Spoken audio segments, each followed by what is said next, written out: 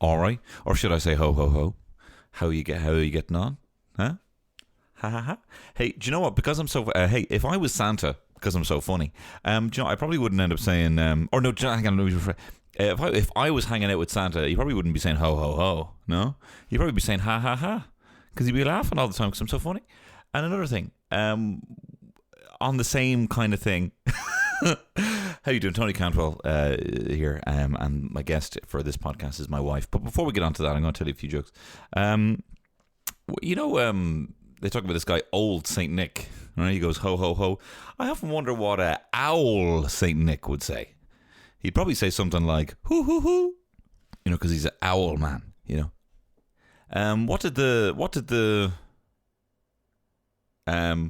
What did Michael Jackson say when he was Santa? Hee hee hee.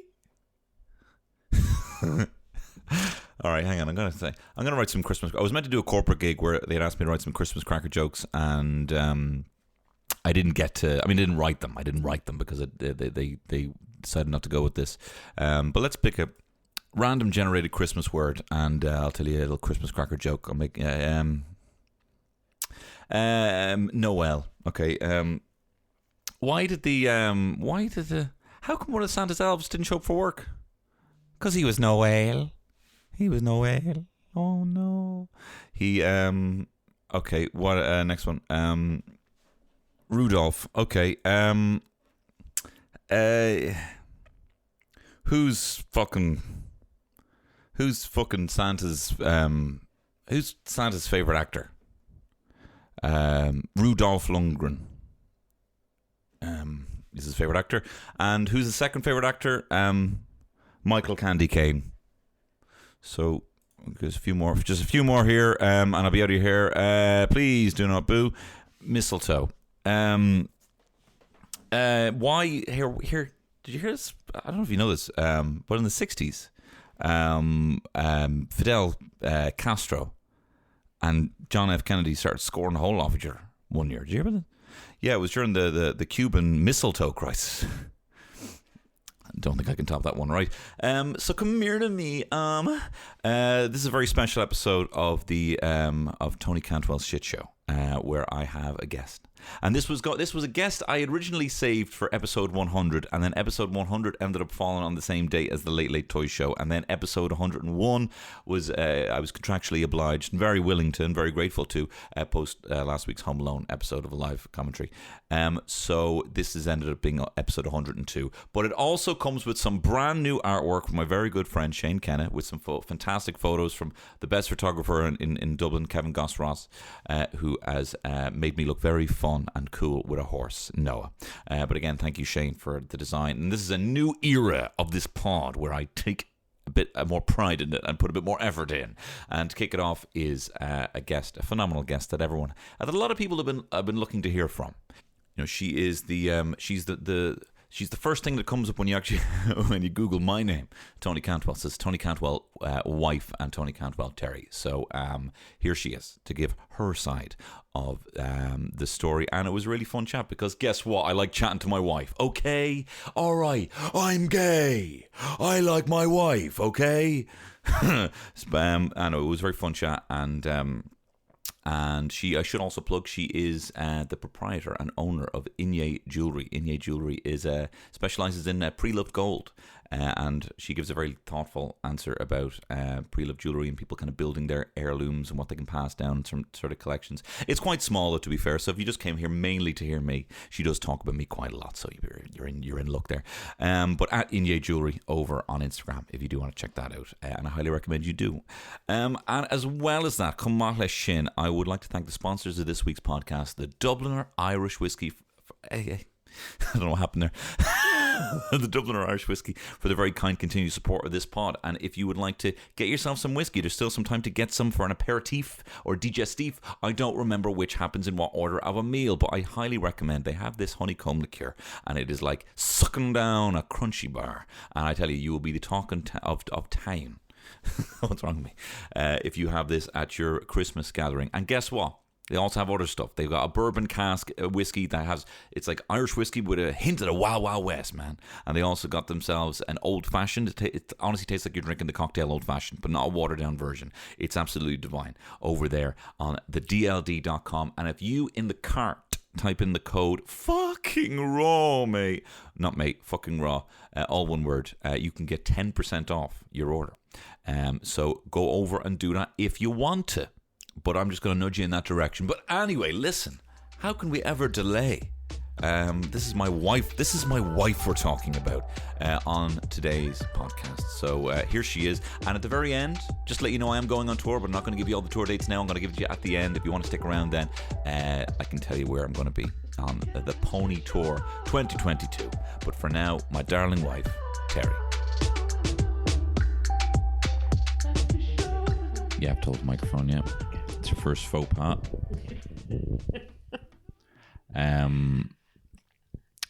Hi, Terry. Tony. As I said, I am not editing this podcast. This is going to be the cushiest fucking podcast session I've ever had. My wife sitting across from me. Do you know what I love about you? It's your ability to set someone at ease to make them feel comfortable. I have a phenomenal podcast bedside manner. And look, you're not a professional like I am. I know you're quite like organized and you're quite like, you know, quite talented at like, you know, getting people to do stuff and stuff. But bring that microphone right up to your mouth. Okay, there. sorry. No, that's what fine. about when I'm drinking? People aren't going to want to listen to me drink. Of course they will. Okay, I'm sorry. What's your tipple there, dear? I knew you were going to bring this up. In fact, you told me you were going to bring it up an hour ago. Yeah, did you? We live on top of an off license, Yeah. and this is the only thing I like. Giving away too much, and I cannot edit this. No, I love loads of things in the off license, but Yeah. this is the thing. No, I mean our location, but go on. Sorry, I sorry. didn't interrupt you. But it's a sparkling wine. Sure. It is €20 a bottle. Yeah, look, that's fine. It's expensive. I think at the rate that we drink, at the rate you drink I anyway. That's acceptable. Post baby. But it is a very fancy, it's such a fancy looking bottle that the man in the off license said, "What are you celebrating tonight?" Like, Must be a party. It must be a party. Just, what was, you know, we do have a tendency to celebrate we celebrate the finer things. We celebrate everything. Every single thing. Every single thing. Mm-hmm. And I'm okay with that. We celebrate, you know, chin up, he didn't pass the driving test. Celebrate your resilience of getting back in that car and driving home because you had to. We better celebrate the fact that there's a lockdown. We better celebrate the fact that lockdown is lifted. Mm-hmm. Vaccines. We've celebrated everything. We have milestones, picking milestones out of our arse. So for our son, strung a sentence together. It's true. I'm so happy to be speaking with you here. I'm terrified. I'm terrified that you're, you know, gonna, you know, because you're a very powerful woman, and I think I might reveal myself as the cook beta that I am at home, and This is such horseshit. People won't respect me. This is such I have horseshit. status with these people. Well, but this is bollocks. This is like the first time I met you. You told me you're not argumentative, and then your whole family said you're a lying prick. I'm not argumentative. You're the most argumentative person they know, and I have been since you were 6. So we had a fight, didn't we? Our first fight was a day after we met. It was after you'd moved to London. But like our first like big fight in-person fight was after I think we watched Captain America: The Winter Soldier. Or was it Star Trek? The point was it was Star Trek. It was Star Trek. Maybe it was Star Trek Into Darkness with Khan, and we had a fight about who the better Chris was, Chris Evans or Chris Pine. Well, there was loads of other things going on, but that's what like ended up getting loaded onto it. But like I would say, I still to this day cannot believe you like Chris Evans so much. I cannot. No, actually, do you know what? After Endgame, I take that back, right? So I know he plays a certain role. There's a purpose to everything he Pine does. Wipes the fucking floor. So much so, I'd say there's another Chris, as in Guardians of the Galaxy, Parks and Recs Chris. I had a whole shit's podcast. all over I had a podcast Evans. about the I don't even remember obviously you're going to who stack the deck, but it's ridiculous that you think Evans is so high in the board. The point I was going to make is the fact that you quite deftly won the argument. And I was not willing to concede. And so I attacked at you the fact that you always argue. And I think we ended up both crying. I was crying. I was crying in the corner. My hands like, what are you going to fucking do? What are we going to do? Now, we had 4 bottles of wine. Yeah, we all crossed the course of the day. And it did take us until last year to realise that alcohol makes us fight. We were doing so well. So we both had COVID over the last couple of weeks. And because we lost our sense of taste. Tony got it first. I got it first, yeah. I caught it maybe at the Stellars, but no, we don't know. It could have been anywhere because no one else really had it there. So like it could have also been on holidays. You're trying to put out a PR fire here, but I'm pretty sure it was the Stellar Awards, which we had a question about that. Did you know the I'm Grand Ma'am lads were complimenting you on their Patreon podcast? Really? Yeah, they were talking very highly of you. You were chatting the ear off them, and they were very impressed. I would love to hear that they were saying that sort of shit about me, but I can't confirm it. So someone had asked for any gossip on the Stellars. But anyway, the point I was making is that we both lost our sense of taste, which meant that the reward function of the habit was kind of gone. The original kind of like first trigger of the habit, the hit. So we were kind of sober for a week, and I tell you, I've never laughed more. We've never communicated more. No, that's not true. Hold on a second. Like it's important that COVID happened because it made me realize that I do not live for my life or my baby or my husband, but I live for taste. And when that was gone, all joy was gone. That's true. Like, as in, it was horrible. Like, I was sad and I couldn't eat. I was sick and I couldn't eat. Like, if I'm happy and you can't eat, like, it was terrible. Like, we got that Chinese and I faked my enjoyment through the whole thing. Yeah, I know. Well, I'm so glad we had pickle like the day before I lost my taste. Yeah. Because I think if I hadn't had that, I would have gone into a hole. Because I was like, yeah. Well, Street. Sorry. Yeah. You should apologize. I'm hoping they're the sponsor of this someday. Well, we're a huge fan. We're a huge fan. In case anyone's listening. Of it. That crispy kale. Oh my God. It's a delicious dish. But yeah, we did actually realize that alcohol. And I think we realized a year ago. Souls, Terry, are out there who don't realize, who aren't on the kind of the can I call it a pedestal of understanding that we're on? I actually think how to have a sustainable relationship. I think you've completely like misread what I was trying to say. Like we've been going out for what, like 9 years. 9 years. 9 Shyamalan. 9 years. And is it 10? No, 9 years. No, 9 keep years. wishing it's 10. 9 years. The milestone. Solid 7 years. I think it's. I met you in 2012, and we started going out in 2013. I remember that because I remember texting. No, I remember it because I was living in the house with the 3 rats, and they were not my flatmates, the actual rats that we had to murder. And I remember me and Jordan got dressed up in drag, waiting for Obama's inauguration. Yeah.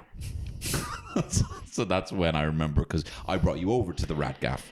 You did, and you bought 2 new shower curtains, and you bought 6 tea lights they were smelled like pine. Yes. And it is an absolute testament to how much I wanted to rock my bones. Yeah. Loved your penis.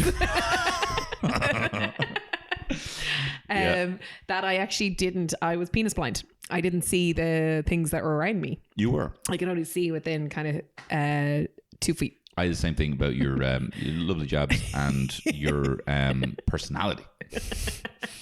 But hold on, because you're not a rocker who wants to kind of put me under a boot and treat me like shit, which is normally not necessarily the type I would go for, but the type I would have certainly seen myself with. Yeah, we all like to pretend. We've all watched a film. So dismissive. No, but what I was trying to say. I'm Scott Pilgrim, okay? And Ramona Flowers is exactly the girl for me. She's the one. Yeah. Do you remember her little clips? I don't know why they annoyed me so much. She's great. No, what I was trying to say about the drinking thing is that we've been going out for 9 years, and we're married, we've had a baby, and it was only really a year ago that we properly figured out that all the scraps we have are when we're absolutely locked. It's true. And like, I mean, all the ones that escalate. Yeah.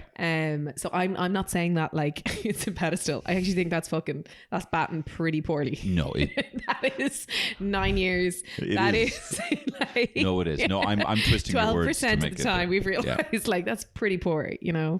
Yeah, no, I definitely realized that, a couple of pints might lead me to essentially adopt this kind of, because you're a very, we're both liberal people. But I somehow, just to wind you up, would kind of adopt sort of the mantle of a Fox News anchor with some. I would just kind of probe you for kind of your liberal beliefs. Well, you play, like, you try and play the point of conflict, like, which makes, which is fine. And when we aren't pissed, I'm able to see it for what it is, and you're able to, like, pull back. But, like, inevitably I just end up screaming at you about rapists. Like, that's not where we want to be. Well, yeah. Well, I don't know. Sometimes there's conversations that we have and we're having an argument and you're saying... This has taken such a short period of time to get to how we argue. No, but we argue sometimes. We could be arguing... I thought you were meant to be asking me questions. I will be asking questions in a minute. We have some sent-in questions, but we could be having an argument. Heavily censored. Censored. Some sent-in questions from beloved fans. No, we could be arguing about some anything, and you're like, no, I won't even go. I'll edit this out. Yeah. No, because sometimes you say stuff like, "Don't keep going, just keep going." You can't. Edit okay, it. I'm not editing. Sometimes I could be having an argument about could be me giving out about Benedict Cumberbatch's American accent, and you could say it ends up somehow where you start listing off sexual assault statistics in the US, and I'm like, I don't know, or of course because you're a big true crime nut, how likely statistically it is that I'm going to kill you. And that seems to get you. Can I bring something up with you, right? Because you were giving out to me about how I taped up the attic. Okay, yeah. I'm glad you brought this up. They know all about it. Okay. So I would presume that you would want to sleep on the side of the bed furthest away from the door.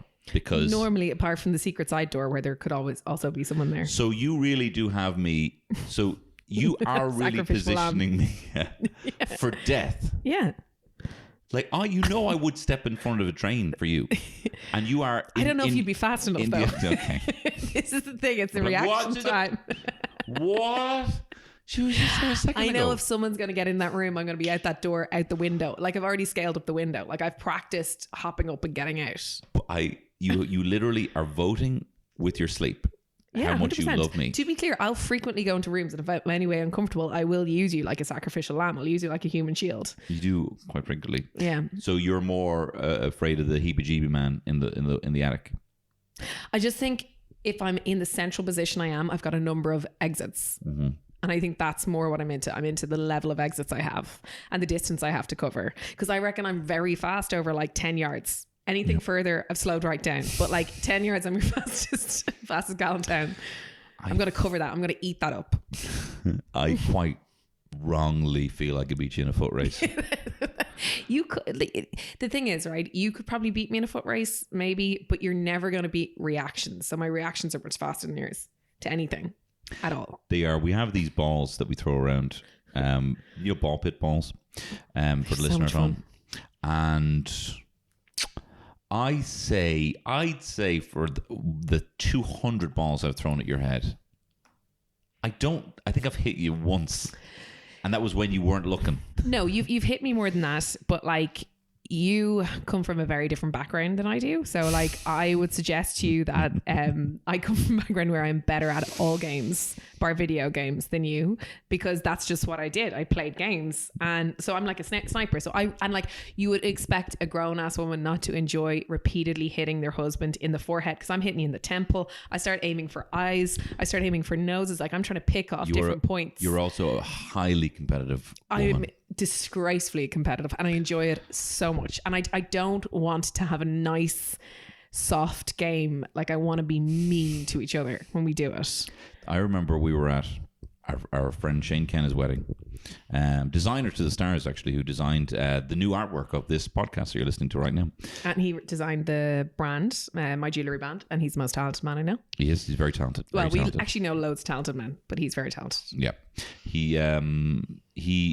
It was his wedding, and I remember we were in it was the day before the wedding, and we were having pints in the pub in a little snug place out in Killarney, and I was walking out the smoking area with you. You got stopped by his dad. And I was like, Terry, do you want to try play a game of darts? And you were like, I don't really play darts. I don't even think he asked me. I think I saw people playing darts and I just walked away from it. Sure, okay. So you left me to walk out. I was like, oh my God, I didn't know people were actually doing things that are fun. And I know you, and I've never seen you play darts, yet it seemed like I went out for one smoke and I came back in and you were on a fucking king's chair after winning the tournament or something for everyone. Me and John had won, but I think I'd won like pure chance on I think it was a triple 20.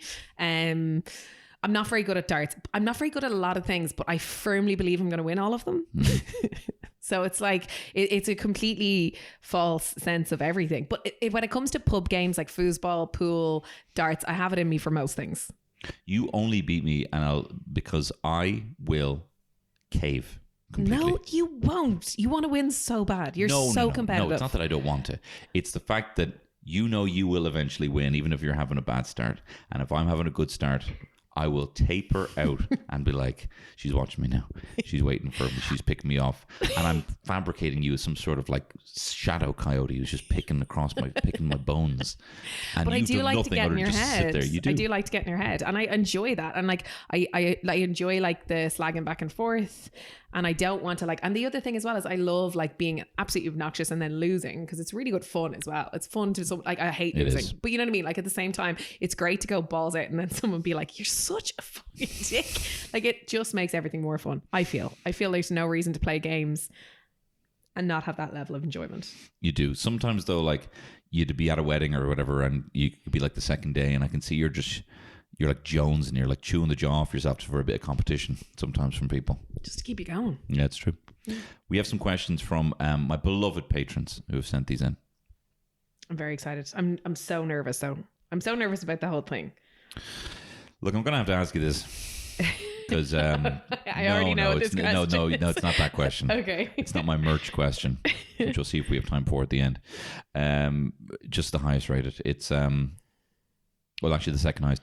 What's it like being named after a chocolate orange? Oh my God, says Daniel Malarkey. Well, I once got hit on the head with a rolling pin because do you remember that ad with Dawn French? Yeah. And she used to smash the cherry chocolate orange and be like, smash it and then give everyone a piece.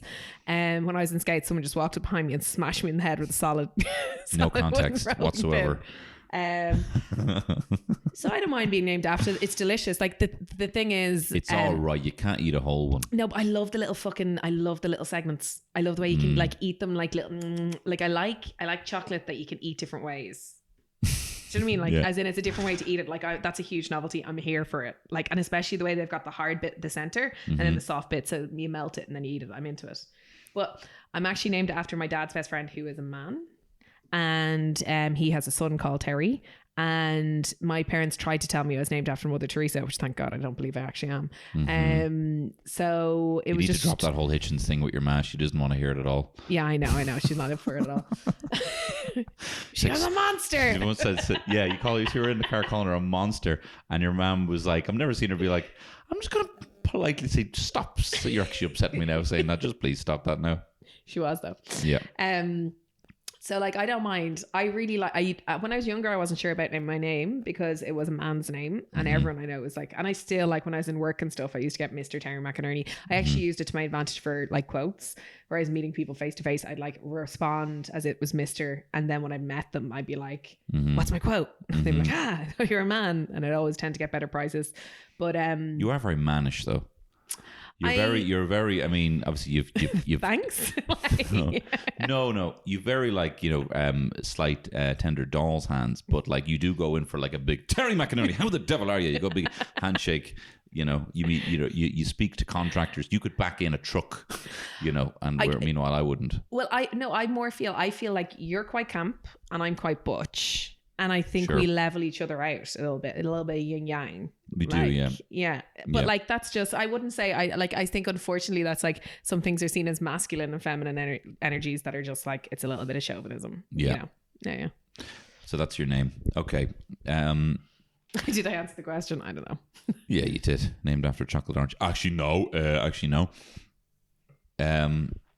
The second highest rated question here. What attracted you to my adorable, funny, attractive, clever son? This is from a Carla Cantwell, my baby, it says here.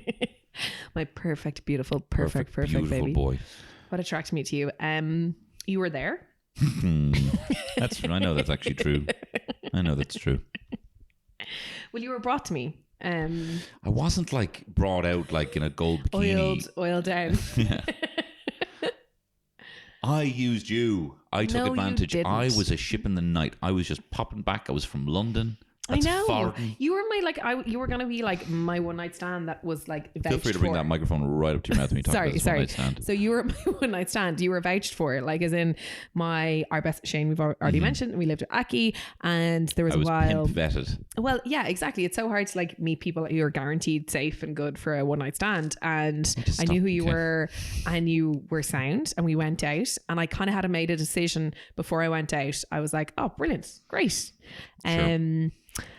And then it just escalated, and I moved to London. So it didn't quite ended up how I wanted. But what attracted me to you first was you were very funny. I liked your voice. I like hands, and I like a deep voice. Great.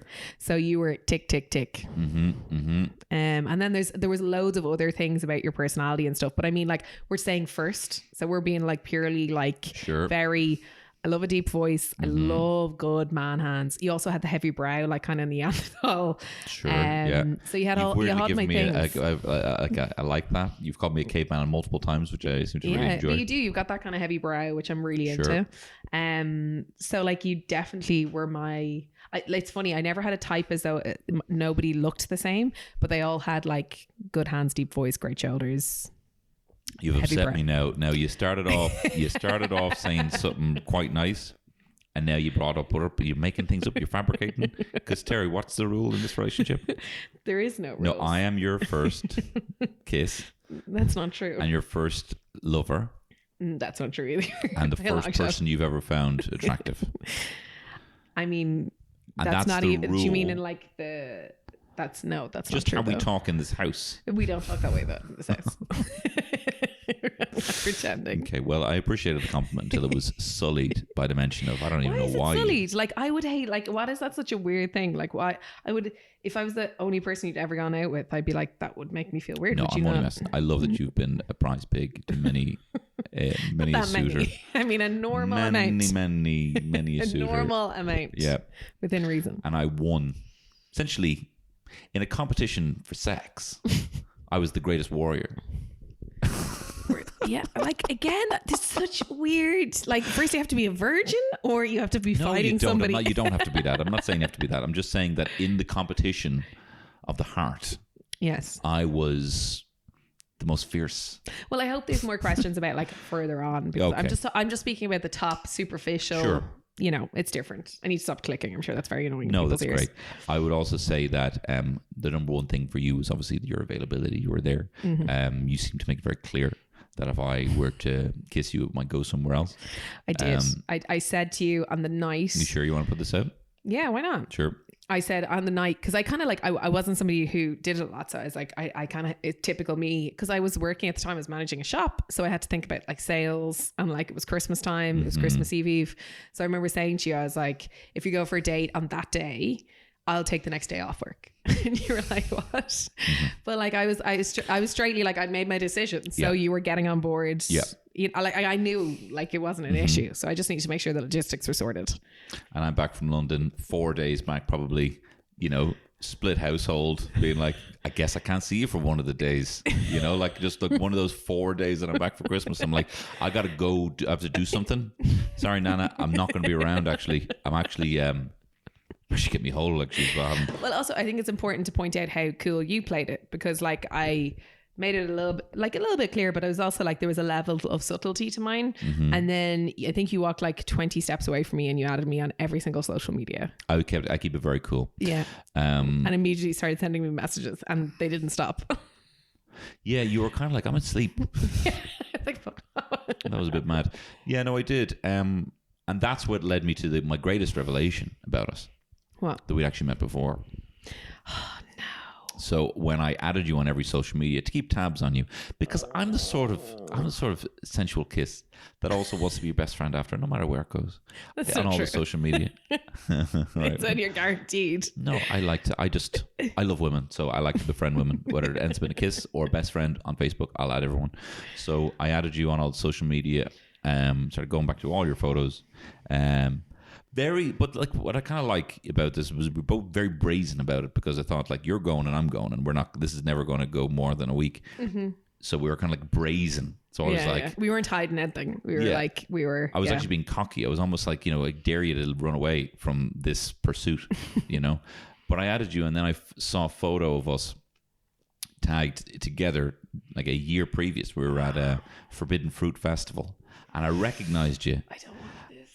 No. And I recognized you as the person who I don't have to do, because I want to explain. Okay.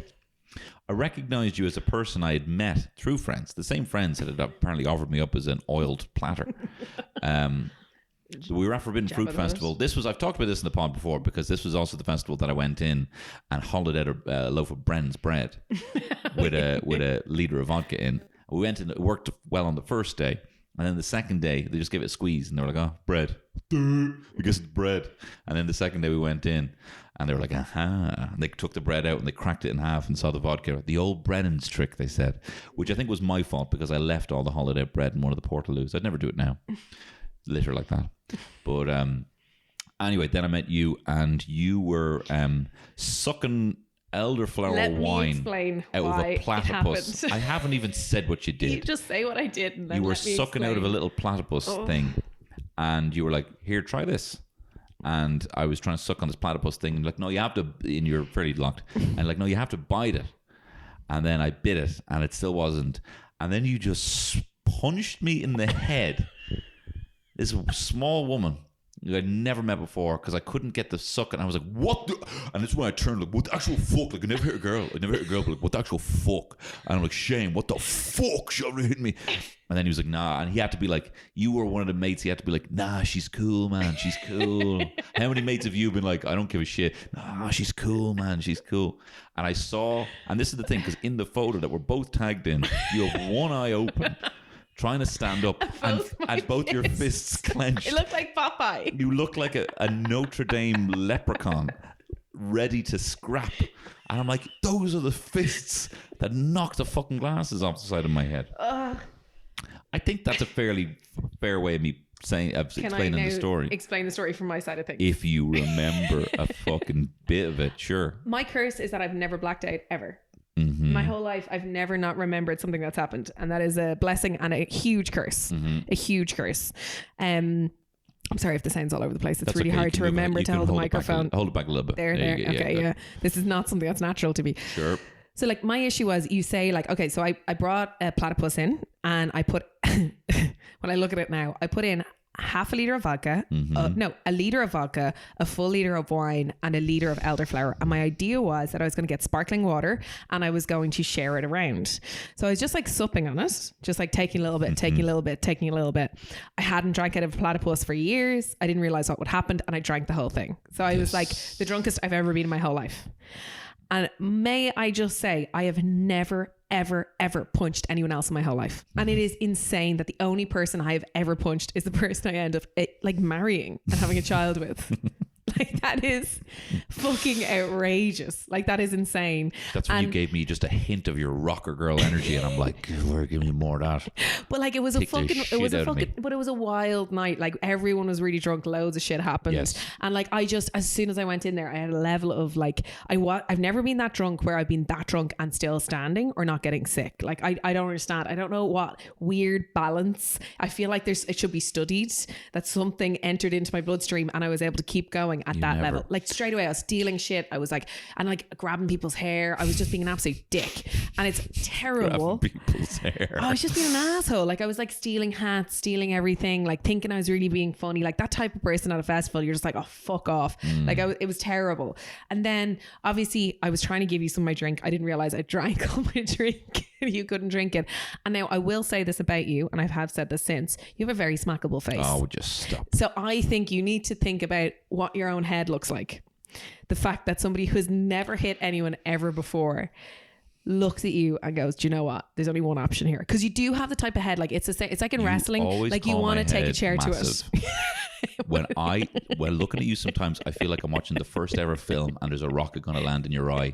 You fucking size your head, moon head. Sorry, you say this. I put on your hat. It goes below my chin. You put on my hat. It's a like tiny but little you're like yarmulke. 5'4". I'm like 6'5". But anyway, also just to say about that, so that happened. It was really fucking embarrassing. And I remember the next day talking to like Shane, Kathy, Aki, Claire, and just being like, I am so sorry. And then being like, don't worry, it's fine. He lives in London. You'll never see him again. You know? So like that is ridiculous. And also at least we forget that after going through all of that and being like shit, and then I met you, and then when you texted me and you said it to me, I was like, oh my God, I'm so sorry. I actually don't think I purposely hit you, by the way. I think I was trying to steal your glasses and that's why I hit you, which I have told you before. God, that's so much worse. I genuinely, I know. I'm so glad I didn't manage to do it. But like, that's what I think happened. But at least we forget that you turned around. And the first time I ever met your fucking mother, you said, hey, ma'am. And I was so nervous. And you went, this is the woman who punched me in the face. Yep. That is like my mum, who's 100% listening. I went so loud afterwards. I was like, Carla, how are you doing? How the devil are you? Got very bawdy. Oh my God. So my mum, who is probably listening to this, she would have a very crude sense of humor. Yeah. And that's, I think, maybe what you were... A very good sense of humor. She does have a very good sense of humor. Yeah. But yeah, so I thought she would best appreciate that. Here's one. How aware are you of the CCF community? And if so, what is your take? Is that the fucking animals Cars one? and cat fuckers community. I get it. I had a lot of very sexy feelings for like I feel like when I was younger, I didn't have any form of control over things I had sexy feelings for. So I completely understand it. Now, at the same time, is it going to be a hard thing to explain to our son? Maybe. I don't think there'll be any evidence of it public on the internet forever when he's 18, for example. Layers of merch. Like, I'd love it's the thing that actually like ended up being the strand that you stuck with. Like straight, like Alex Jones, hysterical, filled with steroids. Cats are pussies. Yeah, no, I think you actually, you've been very well aware of my fixation towards sexy cats. Well, so much so I actually tried to join in. So for one Halloween, I think our first Halloween together, we had a very good Halloween. We did. A very expressive Halloween, shall we call it. Yeah. But I dressed up as a sexy cat from Cats. Yeah. And I made I think I did very good. Like I did a good costume. You did. I tell you what you did. I had my tits out. Like I was really going for it. I don't normally do sexy Halloween. Like it's not my thing. You did very accurate Andrew Lloyd Webber cat. No, I had like boobs out and stuff like that. And I was like fully like I was trying to be a sexy cat. And I walked in and I was thinking he's gonna love this. And I walked in and you would not look at me for the first 4 hours. I froze. And you wouldn't even engage with me. You wouldn't even talk to me. I became a frigid. I became a kind of a cat frigid. And it was only short of like holding your hand, walking to the bus, and then scoring a hole off you just before you jump on the 29A. Yeah. Well, no, in fairness, it escalated then towards the end of the night. We were in baths and stuff. But that was just, we were pissed and they actually allowed us to get into baths. We thought we were great. That was good. But yeah, no, you are aware you have tried to cater for it, and it was too much. It was too much of a good thing. Shut down. Okay, what else? What else do we have here? We have... I'm not going to ask about the Lick It Master thing. I'm going to... He is dying to ask about the Lick It Master. No, hang on, because I'm not. I'm going to go... Dying. I'm not... Oh, I wouldn't. I'm not going to. I couldn't. I just made a t-shirt about it. That's too close to home. Let's see. Well, Shiv Brannigan asks, what's the best thing and the hardest thing about being a parent, Terry? Oh my God. Firstly, Shiv. I feel like I'm speaking to Succession. What's it was an Irish name, Siobhan, before. Of course. What's the best and worst thing? Best and hardest thing. Hardest thing. The best thing is that it's like living with a comedian. And I know I do live with a comedian, but it's like different. It's like, even I was talking to you about it yesterday and I was saying how, you know, that time you had with your friends where there was like 60 sitting around in a room and you've watched Dumb and Dumber 10 times and you're just like throwing balls at each other and laughing. Having a baby is like that. You spend a lot of time in a room and they're really fucking funny. And I belly laugh frequently. So like that's the best thing for me. The other day he was sitting here and we started laughing and he thought this was a game and he started like fake laughing, like and then, you know, the laugh took its natural kind of end and he was still grinning again. Like and they were tiny like, Napoleon. and we genuinely started laughing again because I thought that was really funny. And then he's like, it's so threatening. And he just kept laughing again. But there's so much of that kind of stuff. And like today, when he was like in the back of the car and he's like, fuck. That's because I said fuck. Yeah. But he'll forget about it immediately. But there's so much of that where I was saying that his cousin should have told him to. I was like, his cousin should have said, get your fucking foot off my hand. And of course, like, you forget just you say that. And then I was saying that to you and you were like, fuck. He was like, fuck. Sounded like that guy on TikTok. Fuck, yeah, baby. Fuck, steak, man. Fuck, yeah, baby. He was swearing quite a lot. And the hardest thing. Can I just say one more thing about the best thing? Because it's something that people used to say to me all the time. So like people would be like, oh, you're going to love them so much. And I always saw that as quite a negative thing because I saw it as I have to give up work or I'm not going to love work as much or I'm going to like have this. I always saw it as this like either or. It was a binary question, whereas it's like having your own MDMA that you can sniff whenever you want. Like you just smell their head and you feel like overwhelming happiness. So like that's the thing that I would say is that he makes me really happy and I love him so much. And it's just like being the way I'm in love with you, but it's like somebody I've just met and they're doing all these mad crazy things. So it's really fucking crazy. You're just holding that microphone at your hand now. Oh my God, I'm sorry. No, is it okay? No, I could hear it, but it's just not very close. Okay, sorry. Okay, I'm trying to get... Oh, I really hope the sound's okay. I'm really sorry if it isn't. No, it's fine. It'll balance out. It'll be an equalizer on it. The hardest thing is... But on that as well, just on how happy it could make you. Just love him. Like you love him. Like you want to hurt him. Your mom, his granny got him his little Christmas jumper. And I arrived to pick him up at her house and he looked like the cutest little thing. And I was beaming. My heart was beating out my chest. And I thought to myself, I cannot wait to show his mother this jumper. She is gonna scream. There will be a high pitched squeal when she sees him in this jumper. And I brought him up and I kind of like let him loose, being like, like presented him like, what do you think? And I was like, oh my God. It's gorgeous, wholesome stuff. Anyway, the hardest thing.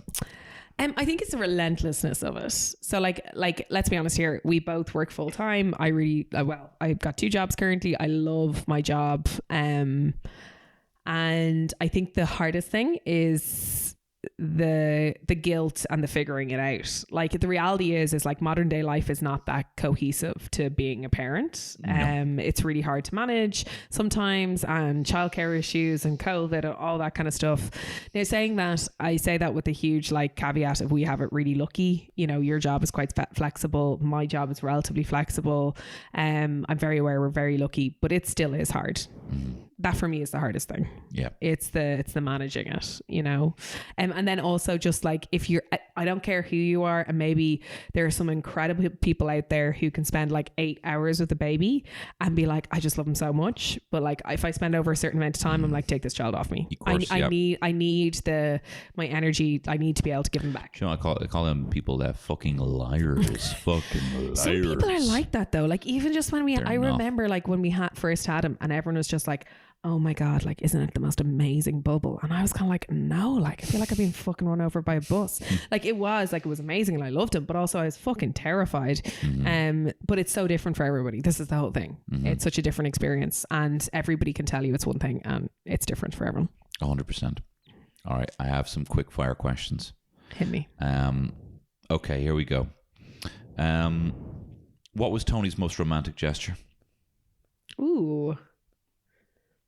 You've actually had quite a lot. You're quite a romantic person. I am. When I was moving over to London, he made me a naked calendar. That's true. That was quite romantic. Counting down the days. So Killian and Shane, you are not the first. No. you have, I think a lot of like the things that you've written to me have been quite nice. What's your most romantic? I'll take the calendar. I think that, but I don't think that is, because the thing is, for me, romance is like the day to day. Like I'm acts of service, so like that's my love. Like things like they're the things that I find really like engaging and romantic. And you're very romantic day to day. So like you'll get me a bottle of wine, or you'll make sure the place looks really well, or you'll just do small things, and that for me is really romantic. Don't forget the Aldi flowers I got you for €2. Still look great. They do. I have to be honest, when it came in I thought they looked shite, but they look great now. I'm only joking. You didn't. No, you didn't beam in the same way you normally beam. I don't like for me they're really artificial looking flowers, like big yellow. Do you know what I mean? I thought I hit the nail on the head there with that. Sorry, you've given me multiple compliments there, and I'm fixating on what the fucking flowers were that shit. All right, what about well, a couple of people have been asking me how what is the most comparable situation you found me involving my secret eating or evidence of? So it's definitely like, so my biggest one that I found you in was, or I knew, was the day after you ate a mega box you didn't tell me about, and you told me that you're giving up comedy.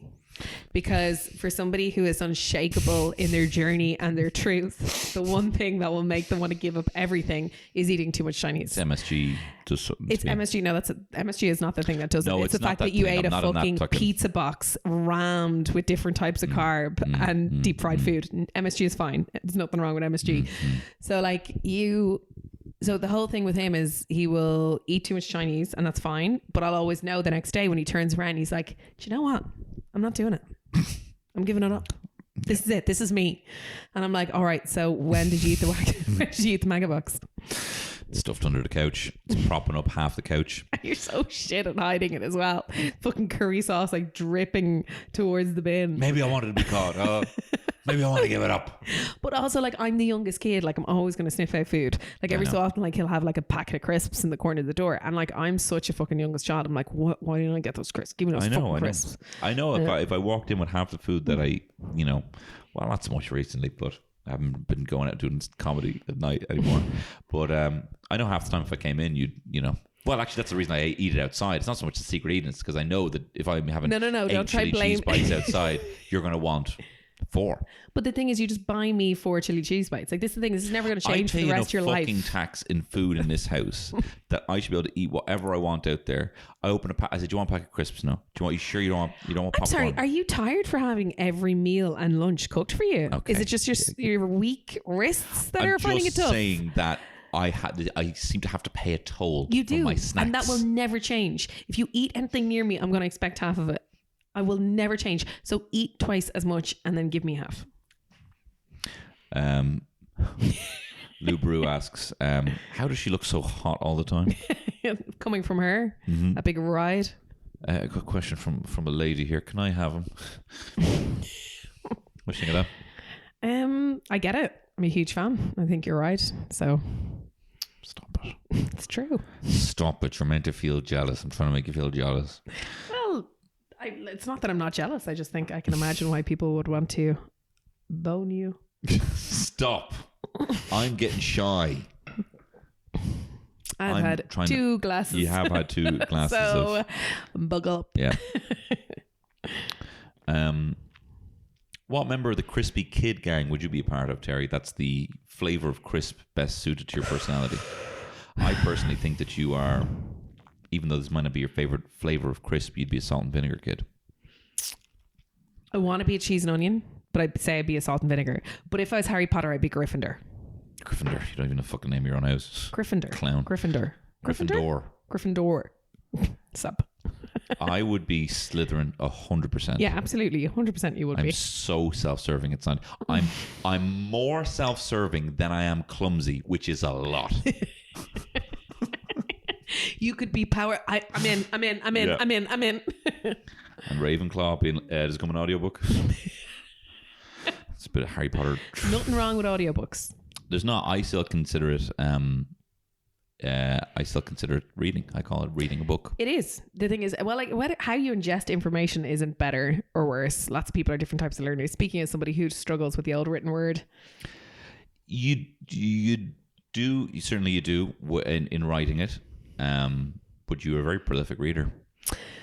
Yeah, but I don't like. I used to read real books. I'm constantly getting receipts of Dick Francis books you bought on your Kindle.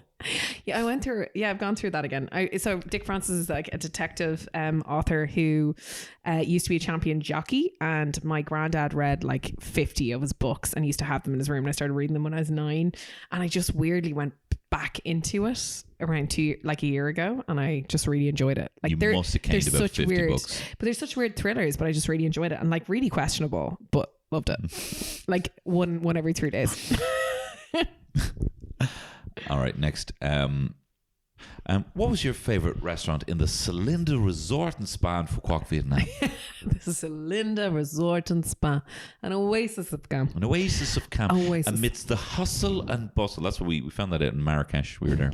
Every single place was. It is an oasis of calm amidst the hustle and bustle of busy Marrakesh. I don't know. I wasn't mad on them. We were having a nice Prosecco breakfast, though. That was nice on the honeymoon. The breakfast. No, in fairness, the food was all good. I thought the food was good. Like, don't get me wrong, it was great. Really enjoyed it. It's probably one of the fanciest places we've ever been. Sure. So like, and you twisted my arm to go get our paddy license and leave a resort for 5 days. There was 4 days on the trot. Like that was really good. I'm really glad we did that. Like we'd spend a lot of time just eating and drinking. And like I needed a little bit of a break. So what? I should be grateful that I have, take part in activities because of you. It was incredible. Doing the diving was so good. Like I can't wait until the next time we're away somewhere absolutely stunning. If we can go, like I want to go diving in Mauritius and Australia and all over, and like having like a kind of I love that we did that. I loved it so much. I know, me too. And the breakfast was fab. Yeah. I think my happiest place in the whole world is having a hotel breakfast, especially if it's a buffet. Yeah. And especially when they've got like weird shit. So they've got like the normal stuff, but then they've got sushi and like cold desserts in little glasses. Yeah. And they've got like loads of different types of fruit, but fucking wild fruit. Like any of that shit, I'm there for. When we were in Thailand on our honeymoon, my cousin Omar's dad, Amir, he's in Thailand, and he said to us, he's like, you need to come to my, because of the time he knew we liked the UFC. We were watching UFC. I think it was a Robbie Lawler fight. And he said, you need to come to my house for breakfast. I will show you the best breakfast you can have here in Thailand. And I'm like, right, no, we will go, Amir, but we're going to go because the hotel is like, and he laughed at us, like, hotel breakfast, really? What he didn't know is they were serving like ramen at the hotel breakfast. They had a little cart for like different types of like buncha and like different types of like specific regional soups. It was the most sensational restaurant I'd ever seen in my entire life. It was like a Vegas.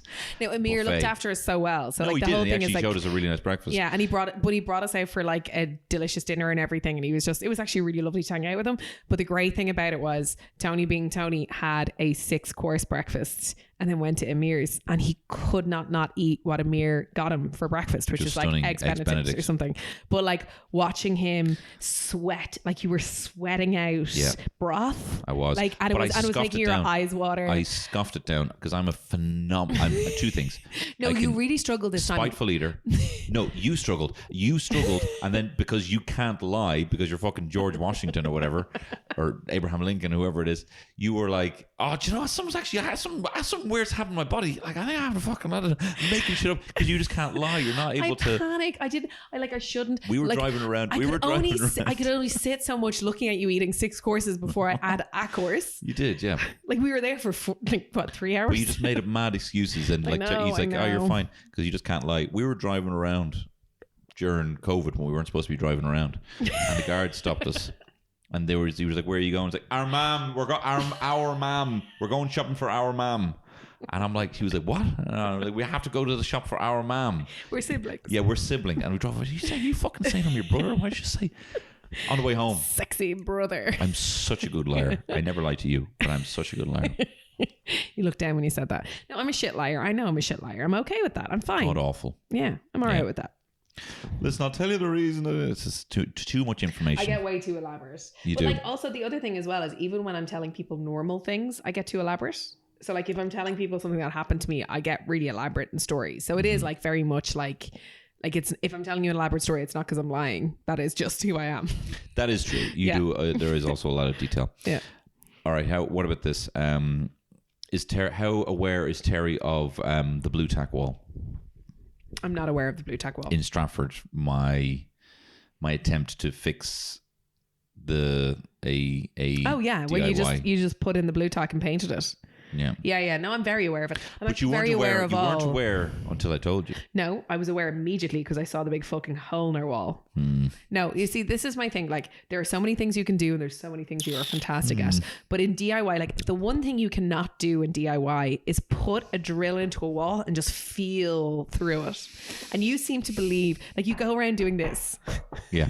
Any wires in there? You've no idea what that means. You have I no do idea know what that means. Like, all it is hollow or not hollow. But you go right as though you're Aiden like, came over that's here and the hung point. up that very TV behind you, and you told me everything that I know. If it's really hard, you need a masonry drill, and if it's very soft, you can pretty much blow through it. And then you need something to sense if there's electrical wires behind there. Because if you told them about the drill.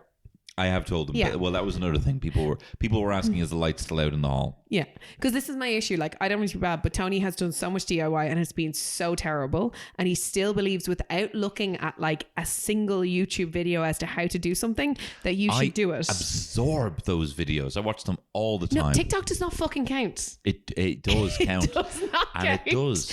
That's like you turning around and saying you can like cook a Michelin. I'd be pouring resin in there, making yeah, and like swirling it around with a big stick and being like, ooh, glitter. Yeah. No, it's not the same. Like, this is my thing. And also, like, I have suffered the consequences of that. So, like, from my perspective, get a professional, look up, do some research, or else don't do it. Get away from my walls. Don't kill yourself. I don't want you to kill yourself. And I genuinely think that DIY is the riskiest thing you do in your life. Yeah, I'm a liability to this family. Just in DIY. Yeah. Is there any other DIY mishaps that I maybe have forgotten to mention on the podcast? Well, sorry, just the fucking, even the walls in there. What do you mean? The pictures you tried to put up, and there's massive holes behind all of them. Huge holes. Well, can we tell them? So that was me trying to solve a situation with a hammer. Can we tell them about the situation I did solve by bashing the shit out of with a hammer? Okay, so no, this is the issue, right? So in fairness, we got a tree, and Tony's response to everything in a DIY scenario is smacking it with a hammer. There's a saw, And there's a hammer, there's a screwdriver. The vast majority of time, that results in something going terribly wrong.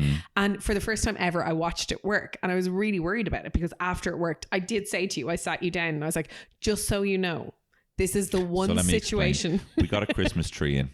Right, we got a Christmas tree in, and it wouldn't fit in the stand, and I don't have a saw, so I took out a bread knife and I was hacking away at it. You were using it like a chisel, and I was worried that it was going to break. We'll get into that. Yeah. Well, I was trying to hack it off, but with the watchful eyes of my son, who really just wanted to grab everything that I was holding. Yeah, I was like, I need to speed this up, so I took out a hammer, and I was like, I don't know what my plan is here. But I'm just gonna whack the shit out of the bottom of this tree. It worked. But what I actually thought would happen is I would condense it. I would condense the tree. What ended up happening is I ended up battering it out. You don't understand basic matter. Whatever. I don't know anything about trees. We'll talk about that as well in a second. Just basic you matter. and your family's somehow encyclopedic knowledge of whatever fucking tree is in Herbert Park, which is so normal. But I bashed the shit out of the base of the tree, the trunk, you might even say, and the actual. The crust came off it. Like the crust. Like the outside. The bark. So he took off the bark, and then he took off the other bits. And like, weirdly, he was using the other side, and it just worked really well, and it worked really quickly. Yeah. But like, for me, I was watching this, and I felt this overwhelming panic and dread is the only way I can say it, like a black mist. I have found a DIY technique that works for me, and I'm going to apply it to everything. And it has destroyed everything else. So just don't believe because it worked in this one scenario that is the response. I just think we need stronger nails. I think we need nails that don't fucking cower, that bend over when you smash them into some cement. But masonry nails is not like, you want to use a proper masonry drill bit, and to do that you need to have a powerful drill. Like, you pressed the fucking trigger, whatever it's called, the switch. What's it called? The handle. No, what's the? I don't know. The trigger of We're the both drill. looking at each other like frigging the air here. But he pressing it, and the drill like swung in circles. Like it didn't Yeah, it go looked like like he was really doing fast. wheelbarrows in a Like it mosh looked pit. like Yeah, it was insane. I've It told was them. insane. It looked like Yeah. Ronda Rousey trying to do a punch. It did. Yeah, it did. Okay, what's next? All right. A lot of questions about the drill. When is Tony getting the drill back? Your patrons are pretty sound. They are very sound. There. Let's see. More about food, but I feel like we've covered that. What's the most amount of food you've ever seen me eat in a single setting? We both eat a lot. Yep. I've got a very big appetite. So like I'm never that impressed with how much you eat because I reckon I can go toe to toe with you for most things when it comes to food. That's true. Yeah. That's and true. you constantly wait. So like the one thing I've realized during our whole relationship is that you constantly think I'm going to leave things and I never do. And you're constantly upset and annoyed about it. And like if that means I'll always finish my food regardless now. Because it's got to that point where I'm like, I just need to... If we're at a restaurant and they put down like, you know, it's a starter and there's like 5 chicken wings, just have an anxiety attack. What's happening here? Right? What are we doing? What's the plan here? Before anyone's even had anything, or I'll have had my 2 and I'm just staring daggers at you while you're trying to enjoy No, you your inhale 2. your food and then you stare at me like I've done something horrible to you. And then if I like finish all my food, you eat all your food real quick and then you look at mine like I'm going to leave some. I'm never going to leave some. You're never going to get food off me. Someday it will. Ever. How about this one? What is what's your pet peeve about Tony? Oh, the DIY is definitely one. Okay. You can't, like, I hate this because it's so stereotypical and it's so like, I imagine like a 60s fucking comic on like thing being like, whoa, funny hat, racist. Sure. Saying this exact Bernard thing. Manning. Yeah. With a funny hat, apparently. But like when you were... Tommy Cooper wasn't racist. He wasn't. No, I'm joking. Sorry. I was like pulling lots of tropes there from a period. He was sexist though. That was just the time, Chuck. Yeah, well, still. But like you can't find things and it fucking enrages me. Well, I'll have you know, I thought I came up with a great line when I was pretty high, but I was like, why didn't you laugh at that? Where I said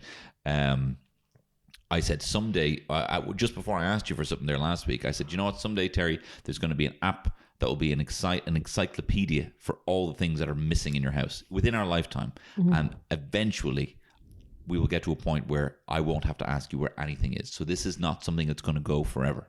So that is the level of laziness that you have, that you won't be like, I'm going to actually try find things.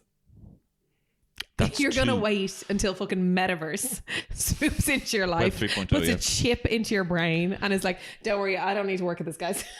Like, I'm fine. It's not, what am I going to do? Fucking train? Look at cards that flip over. There's a star there. There's a diamond there. This is my whole thing. It's like, it's not that difficult. You just need to look a second time. You just need to open up. And by the way, when you open a drawer and there's like, you can't see it immediately, just take one thing out. I would say this. Honestly, just take one thing out of it and look again. I would say of the last 5 things that have been missing, I have been smashing finding your shit recently. I have been blowing the bloody doors off finding your shit recently, as opposed to you finding my shit. You've taken on this kind of attitude of a bored news agent where you're like, do you know where the thing is? You're like, no. That's the kind of vibe you've been giving me recently. I found your slippers there today. You didn't find the edamame bag in the bin. You couldn't find... It was stuck to the top of the lid, and you knew that. You didn't tell me that. You couldn't find in the center of the room the kitten fucking teddy bear. Get off your high horse. You're insane. Just because you found my slippers once and I found your phone underneath there. Huh? Underneath the fruit bowl. No, that's definitely a pet peeve. Those, I'd say, that's my thing, I think. Okay. I don't have any pet peeves about you because I just you think you're definitely brilliant. do. You just never will say it because you're super passive aggressive and you'll be like, you're perfect. I'm so chill. I'm never annoyed about anything. Okay. I'll have you know. Men. Do you know what my conversations are with other men? Is I'm just never angry at her. I'm just never angry That's at her. because you And don't. she's angry at me all the time. No, you see, this is the whole thing. Is because You're never angry at me though. No, You don't get angry at me. You guys get, like, in fairness, and like I'm gonna sweeping generalization. So fucking, 3 drinks in, who gives a shit? But like my whole issue is, and this, is that women have been raised to have to think about every single thing, and men have been raised to only think about things that people are telling them to think about, and that's a completely unfair division of labor. So like, of course you don't have to be annoyed about things. You have somebody who's like constantly got a Rolodex of things that we're doing, and like even. That's an easy option. I wish I had that. I wish I had a project manager working right behind me being like, have we done this? Have we done that? Have we done this? That's a very boring, genuine anthropological answer to this question. And I don't very much appreciate your woke shit here. My only issue is don't use the I'm not annoyed at you thing, because that's just so like, I'm just so relaxed and I'm so chill. And I hate that. I don't get annoyed at you though. So that's where you'll get the genuine answers. I know, but I don't get annoyed at you. It's surprising because I am very annoying. I know everyone can tell now.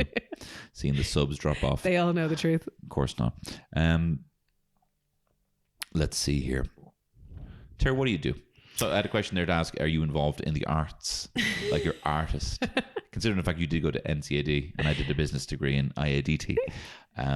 I am the artist, of course, of the family, but are you involved in the media? What is it you do or I am involved in the arts. So I did NCAD, and then I worked in small galleries, and then I went over to London and I worked in a gallery, and then I moved back, and now I work with the National Museums of Ireland, which I adore.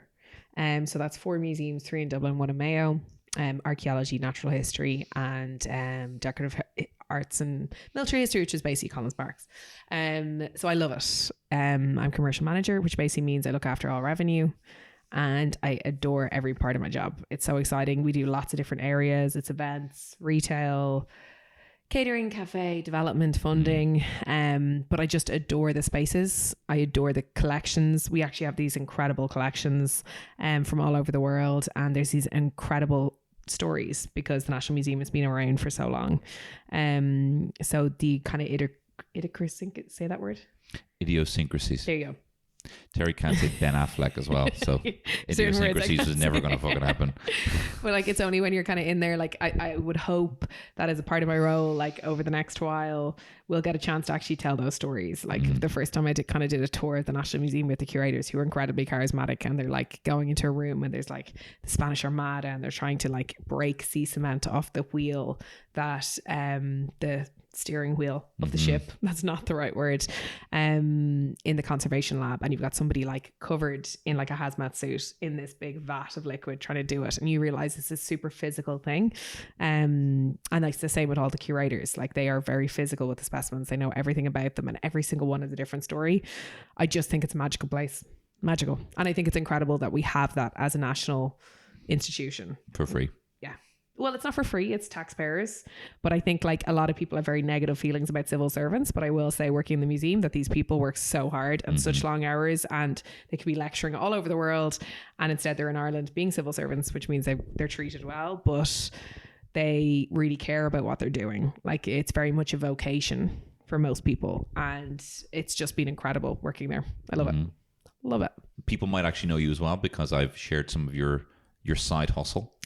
I do. I have a side hustle. So I have a brand, a jewellery brand called Inye Jewellery, and it is pre-loved jewellery. So I've always worked in jewellery. So even like when I was younger, I kind of worked in different places, and we worked at different like jewellers and Irish jewellers. And I love sourcing jewellery. I love talking to people about it. I love finding kind of really unique pieces. And I've actually really enjoyed recently doing like engagement rings and stuff. Just kind of matching them to people. So I'm really enjoying that. And you very kindly have shared it, and you're actually, a lot of your followers have bought off me, and they're super, super sound. We've had unreal chats. So I'm really enjoying that. I love it. Why did you get it? Why did you get into that? Why did you get into selling jewelry? Why the specific pre-loved model? So I don't know. Like, I worked in contemporary art, which I fundamentally believe in. But I found there's something about jewelry. So I really believe in this idea of like people like creating heirlooms, or like having something they can keep that will last, that they can like give on to people. And a lot of the artists I really enjoy are people who like create that kind of story. So I think like for me, jewelry is this piece of art that you can hold on to and that you can pass on. And we only deal in kind of like 9 carat, 14 carat, like basically real gold. And the reason is like, you even see it in the museum, like you can take that gold, you can melt it down, you make it into something else. It is something that can keep being recycled. It's something that like inherits like importance and gravitas and stories, and you can pass it on and pass it on and pass it on. And it doesn't take extra resources. So I feel like it's ethical. Now don't get me wrong, I completely support like designers and jewelers making their own stuff. I think that's really necessary. I think that we need that. But I also do want to kind of offer jewelry. Like a lot of people go into other stories, they spend €40 on a pair of earrings and they're fab, but they're going to last 2 years. And the idea is, come to me, you might spend 150, but it'll last forever. That's great. I love you. I don't know. Now I've had like 4 drinks. Yeah, you poured my pint into your glass there while you were talking. While we were talking. And I want more. All right. Look, well, let's have maybe one more question here. No, I didn't mean more questions. I mean more of your pint. No, I know. And then we can have a drink and watch watch Hawkeye episode 4. Let's see. I mean, there's questions like, how do you keep Tony's head from exploding? A few people are asking stuff like that. Rory Allen asks, how do you deal with Tony being a massive, world-renowned superstar locally? I don't know. Like, I think you are quite humble. I hate saying that because like there's obviously like Jordan. I feel like Jordan will listen and be like, he's not. But like, I think that you're like, you still look at yourself as that like spoiled child who kind of like wants all the attention on you, child of divorce. But I actually think you just see it for what it is, which you've got to do your dream job and you love it. So that is a good position to come from. It is a good position to come from. It is. And thank God I was already tethered to you for the whole time. Of course, because obviously you're my darling wife, but also because you've kept me fairly you do keep me fairly grounded and don't let me it just sounds like I'm being really away. fucking mean to you. No, it's not. You just, I mean, it's just I don't know. I think I would believe. I think I could easily have found myself in a situation where I believed.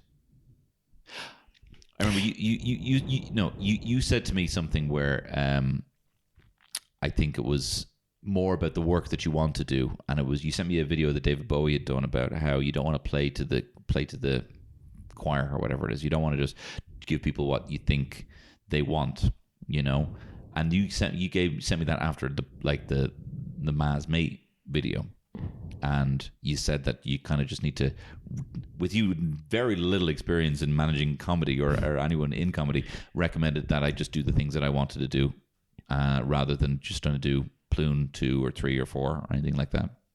And I think that without that, and without all the advice that you've given me across our 10, 15, 20 years we've been together, 65 years we've been together, no, it's been very essential. It's been very, I think I would have veered out of comedy, and I would have been the child of divorce looking at attention, and I would have taken some sort of fucking stance or some sort of, not necessarily like just, I think I would have like believed a hype and just veered completely away from comedy, you know. I think you're being really hard on yourself. I have seen, the only reason I said that was because I have worked with artists where they've had a particularly successful series and they've kept replicating that series, and then inevitably they hit like a barrier because they stop making new work and they stop being exciting and interesting, and people aren't interested in what they're doing because they're just replicating, right? So like that's where that came from. But I will say I think you're actually being really hard on yourself because you've had so many different opportunities in your career to just do the one thing. And you've like whether it's like, this is the thing about you, like you can do podcasts, you can do comedy, you can write, and you can do all of it, and you are doing all of it. So you have so many strings to your bow, and it's developing your comedic voice the whole way through. And if you keep doing that, you're always going to be interesting, and you're always going to be interesting to yourself, which, let's be honest, that's all you fucking need to do. It's true. It's all that really matters. It's all that really matters. Yeah. Like, you don't want to, and like people can sense that. Like they can sense that somebody's interested in what they're doing and they love doing what they're doing, and they're pushing themselves in different directions, and they're not just still. I still think I might have been like topless on top of a car screaming, "I'm a golden god." But I don't believe it. Terry, thanks very much for coming on my podcast. I really hope I did okay, and I hope your fans like me, because I'm scared. You should be scared. Yeah, I am. I'm nervous, but I hope it went okay. You're great. You're so effervescent and lovely. I love you. I love you too. All right, bye. Bye bye. Oh my God. All right, guys. Here, hey, here comes the Charleville truck with the cheese coming in. Ah, no, it's lovely to chat to my wife and to integrate it into my world. Anyway, I'm going on tour. Guess what? I'm going on tour. Pony 2022 is coming to a town near you. On February 25th, I will be in the Town Hall in Westport. On February 26th, I'll be in the Black Box Theatre in Galway. On March 24th, the 25th and 26th now, I'll be in Vicar Street. 25th and 26th are sold out, but the 24th, which is a Thursday, still a great night to go out, is just been put on sale there by Aiken on Ticketmaster, so do check that out. On April 22nd, I'll be in the Spirit Store in Dundalk. On April 24th, I'll be in Set Theatre in Kilkenny. April 28th, I'll be in the Whale Theatre in Greystones, and May 1st, it's not on sale yet, but hopefully by the time this comes out, will be on sale. May 1st in the Everyman Theatre in Cork. Hopefully be performing in London as well as up north, but that's still TBC. But those are the dates as for now. If you want to go to linktr.ee/Tony Horror, you can buy all the tickets there. There's links, or just go to me Instagram and link in the bio there. Thank you very much. I want to thank the Dubliner, of course, for sponsoring this pod. I want to thank my wife for coming on board. I want to thank you, my Medicis, for supporting me in this art. And of course, my new designers of the artwork, Shane Kenna for the design, and Kevin Goss for some fabulous photos of me and a little horse called Noah. Thank you very much, and yeah, look great. Thanks, bye.